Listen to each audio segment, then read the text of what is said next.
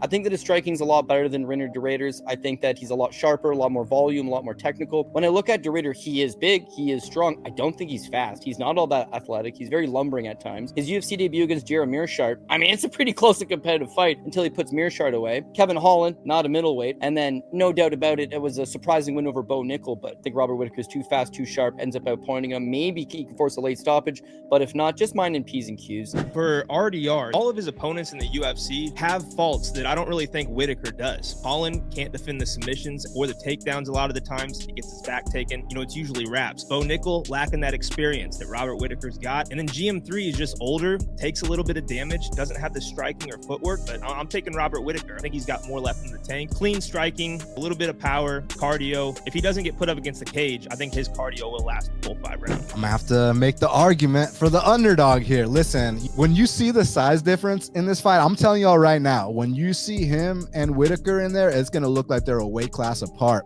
And I'm impressed with de Ridder in a kind of, non-conventional way. Like, if you show his boxing technique to a boxing coach, they're going to laugh at you. You show his kicking technique to a kickboxing coach and be like, dude, what the hell is this? His wrestling, hey, let me say this. He pinned Bo Nickel. That's pretty badass. But listen, man, I think that this might be a decent underdog spot. My gut tells me that this guy is going to be a little bit too physical for him. It might be awkward. It might be goofy, but it's violent and it's effective. And I think it's going to be very effective Saturday night. And I think he might actually come out here and submit the great Robert Whittaker.